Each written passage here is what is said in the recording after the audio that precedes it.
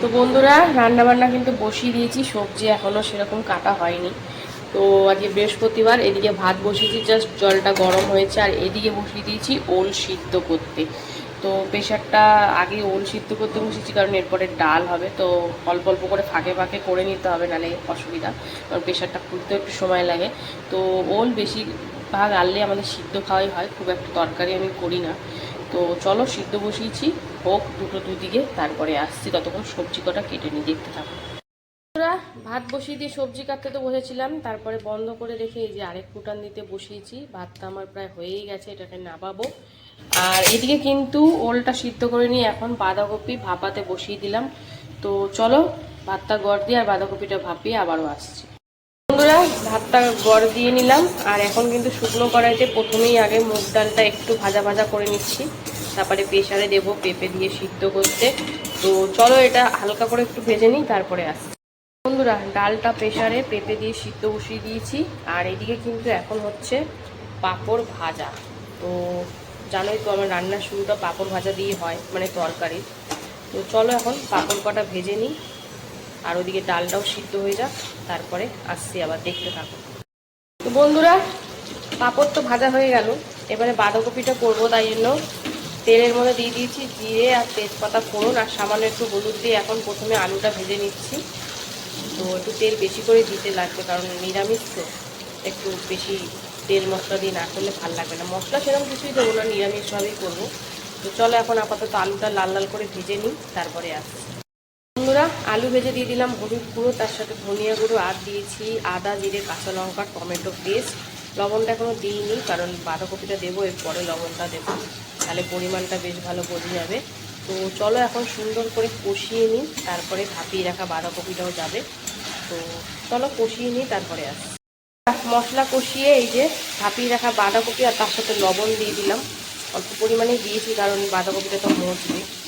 আর এবারে লবণ দিয়ে যে জল ছাড়বে, এই জলে কিন্তু বাঁধাকপিটা বেশ সুন্দর করে রান্না হবে। তো একটু কাশ্মীরি লঙ্কার গুঁড়ো দিলে ভালো হতো, কিন্তু আমি কিন্তু দিইনি। এই যেটুকুনি কালার আসবে টমেটো থেকে আসবে। তো চলো ভালো করে মিশিয়ে এবারে সুন্দর করে এটা রান্না করে নিই, তারপরে আবার দেখাবো তোমাদের। ঢাকা দিয়ে দিয়ে লো ফ্লেমে করবো, তো দেখতে থাকো। বন্ধুরা ঢাকা দিয়ে প্রায় 6 থেকে 7 মিনিট মতন রান্না করে নিলাম। আলুগুলো তো ভাজতে আর করতেই সেদ্ধ হয়ে গেছে, ছোটো ছোটো আলু, আর বাঁধাকপিটা তো ভাপানোই ছিল। তো দেখো হালকা একটু জল বেরিয়েছিল, সেতে একদম আরও সুন্দরভাবে একদম সিদ্ধ হয়ে গেছে। তো চলো নামাবো এবারে। আর বাঁধাকপি মানে একটু হালকা সামান্য চিনি অল্প করেই দিলাম, আর যাবে গরম মশলা গুঁড়ো, এর মধ্যে একটু কড়াইশুঁটি নিরামিষে, আর আমিষ হলে একটু মাছের মাথা দিলে ও সেই স্বাদ হতো। তো যাই হোক আপাতত তখন দুটোর কিছুই দিইনি, একদম নিরামিষ সিম্পলভাবে বাঁধাকপির তরকারি করলাম। তো এখন একটু গ্যাসের ফ্লেমটা বাড়িয়ে দিয়ে একটু কড়াই লাগা লাগা করে ভেজে নিয়ে নামিয়ে নেব। তো চলো বাঁধাকপিটা নামাই, তারপরে বাকি থাকবে ডালটা ফোড়ন দেওয়া। তো এটা নামিয়ে নিই, তারপরে আসছি। তো বন্ধুরা ডাল ফোড়ন দেবো কিন্তু, তাই জন্য জিরে তেজপাতা শুকনো লঙ্কা আদা আর হলুদ দিয়ে দিয়েছি। এবারে কিন্তু সিদ্ধ করে রাখা মুগ ডালটা দিয়ে দেবো, যেটা পেঁপে দিয়ে সিদ্ধ করে দিয়েছি। এই যে চলে গেল। আর এবারে লবণ পরিমাণ অনুযায়ী আর সামান্য একটু চিনি দিয়ে ডালটা বেশ ফুটিয়ে নেব। তো এই ঘনত্বটাই ঠিক আছে, এর থেকে বেশি ঘন বা বেশি পাতলা ভালো লাগবে না। তো চলো লবণ আর সামান্য একটু চিনি দিয়ে ফুটিয়ে নিই, তারপরে আসছি। বন্ধুরা এই যে ডালের মধ্যে পরিমাণ অনুযায়ী লবণ আর সামান্য একটু চিনি দিয়ে ফুটিয়ে নিয়েছি বেশ সুন্দর করে। তো চলো নামাবো। তো এই ছিল আমার বৃহস্পতিবারের রান্নাবাড়ি। কেমন লাগলো অবশ্যই কমেন্টে জানিও, ভালো লাগলে পাশে থেকো। তো চলো দেখা হচ্ছে আবার দুপুরে খাবার ভিডিওতে, ততক্ষণ সুস্থ থেকো, ভালো থেকো, টাটা। হ্যালো বন্ধুরা, শুভ দুপুর। প্রত্যেক দিনের ন্যায় দুপুরের খাবার নিয়ে চলে এসেছি। তো আজকে হচ্ছে বৃহস্পতিবার, তো চলো বৃহস্পতিবার দুপুরের লাঞ্চ থালির মেনুতে আজকে কী কী রেখেছি প্রথমে তোমাদেরকে বলে দিই। তো লাঞ্চ থালি প্রত্যেক দিনের ন্যায় সুন্দর করে সাজিয়ে নিয়ে বসে পড়েছি। তো মেনুতে আজকে রেখেছিলাম কিন্তু ভাত, আচার, বাঁধাকপির তরকারি, ওল সিদ্ধ মাখা, পেঁপে দিয়ে ডাল আর পাঁপড় ভাজা। একদম সিম্পল কিন্তু অসাধারণ মেনু। তো চলো খাওয়া দাওয়া শুরু করি।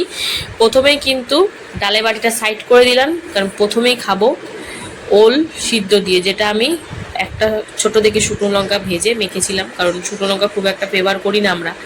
তো যাই হোক, তার সাথে এই আচারের তেল দিয়ে মাখামাখো করে খেয়ে নিলাম, ভালোই লাগছে খেতে। আমার কর্তারা বলছিল একটু পেঁয়াজ দিলে আরও বেশি ভালো লাগতো, পেঁয়াজ দিয়ে দিইনি, আর নর্মালি করেছি। তো বেশ ভালোই লাগছিল। আর ফোনটা মনে হচ্ছে যাবে যাবে করছে, দেখো কেমন ভিজিবিলি হয়ে গেছে। যাই হোক, এইভাবেই আজকে ভিডিওটা করলাম। ডিস্টার্বও করছে ফোনটা খুব, জানি না কতদিন কি করতে পারবো, ফোনটা চালাতে পারবো। যাই হোক, তারপরে এই যে ওল ভর্তা বা সিদ্ধ যাই বলো, এটা দিয়ে সুন্দর করে কিন্তু খেয়ে নেব, বেশ অনেকটাই ভাত। তো ওল ভর্তা দিয়ে খাওয়া কমপ্লিট করে বাঁধাকপি দিয়ে খাচ্ছিলাম, ওই আবার সেই ফোনের একই প্রবলেম। তো শুকনো ভাত দিয়ে কগাল ভাত আগে বাঁধাকপি দিয়ে খেয়ে নিলাম। তো ফোনটা ডিস্টার্ব করে বন্ধ হয়ে গেছিলো, তাই আবার মাঝপথ থেকে চালু করলাম। তো বাঁধাকপি দিয়ে কগাল ভাত খাওয়ার পর এবার ঢেলে নিলাম পাতের ডাল।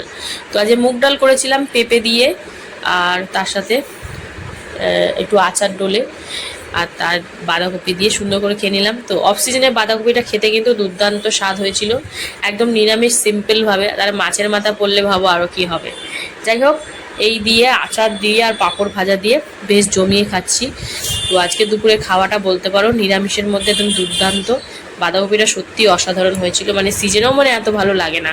তো যাই হোক, ঘুরিয়ে ফিরিয়ে খাবার খেলে কিন্তু একটু অন্যরকম স্বাদই লাগে, আর একঘেয়ে খেলে একটা অন্যরকম স্বাদ। তো ডাল দিয়ে মেখে আচার, তার সাথে বাঁধাকপি আর পাঁপড় ভাজা দিয়ে সুন্দর করে খেয়ে নিলাম। আর শেষ মেতে এই যে ডালটাও একটু চুমুক দিয়ে দিলাম। তো এই নিয়েই আজকে দুপুরে খাওয়া দাওয়াটা শেষ করলাম। কেমন লাগলো অবশ্যই জানিও, আর ভালো লাগলে পাশে থেকো। তো চলো, দেখা হচ্ছে আবার অন্য ভিডিও।